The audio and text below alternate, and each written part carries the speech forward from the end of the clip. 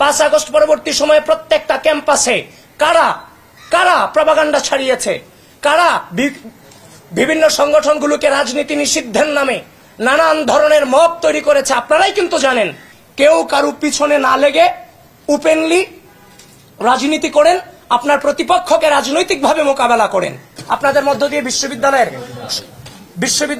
আপনাদের মধ্য দিয়ে আমি শেষ কথা, বিশ্ববিদ্যালয়ের সকল ঘরানার, সকল মতের, সকল পথের প্রার্থী এবং ভোটার যারা আছেন সকলকে আমি আহ্বান করছি।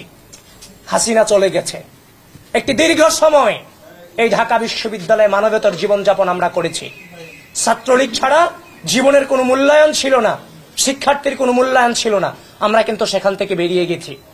5 আগস্ট পরবর্তী সময়ে আমি আপনাদের মিডিয়াকে সাক্ষী রেখে বলছি, আমি আপনাদেরকে প্রশ্ন করছি, 5 আগস্ট পরবর্তী সময়ে প্রত্যেকটা ক্যাম্পাসে কারা কারা প্রপাগান্ডা ছড়িয়েছে, কারা বিভিন্ন সংগঠনগুলোকে রাজনীতি নিষিদ্ধের নামে নানান ধরনের মব তৈরি করেছে, আপনারাই কিন্তু জানেন।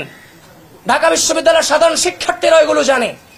ঢাকা বিশ্ববিদ্যালয়ের সাধারণ শিক্ষার্থীদেরকে বলছি, আপনারাই সেগুলো বিচার বিশ্লেষণ করবেন। কারা 5 আগস্ট পরবর্তী সময়ে শ্রদ্ধা, স্নেহ, সহনশীলতা, সহমর্মিতাকে বৃদ্ধাঙ্গুলি দেখিয়ে বারবার কারা বিশ্ববিদ্যালয় মাটিতে সংঘর্ষ বাঁধানোর চেষ্টা করেছে এবং কি বিশৃঙ্খল পরিস্থিতি সৃষ্টি করার চেষ্টা করেছে। শুধুমাত্র আমি বলবো, ওপেনলি বলার প্রয়োজন না, আপনি আপনার বিবেককে প্রশ্ন করেন, আপনি উত্তর পেয়ে যাবেন। 25 বছরের ওয়ারেন্টিযুক্ত দীর্ঘস্থায়ী দরজা প্রোটেক্টর, আধুনিক ও মজবুত দরজা। সুতরাং যারা বিশৃঙ্খলা সৃষ্টি করতে চায়, আমি আপনাদের সকলকে উদাত্ত আহ্বান জানাচ্ছি, ঢাকা বিশ্ববিদ্যালয়ের মাটিতে ছাত্র রাজনীতি কিংবা আমাদের প্রত্যেকের অবস্থান হবে শ্রদ্ধা এবং স্নেহের সমন্বয়। আমাদের টার্গেট থাকবে একটাই, পড়াশোনা, গবেষণা, সহশিক্ষা, ব্যক্তিত্ব সম্পন্ন এবং দেশপ্রেমিক হিসেবে গড়ে তোলা। এজন্য সকলকে আহ্বান করছি, কেউ কারো পিছনে না লেগে ওপেনলি রাজনীতি করেন, আপনার প্রতিপক্ষকে রাজনৈতিকভাবে মোকাবেলা করেন।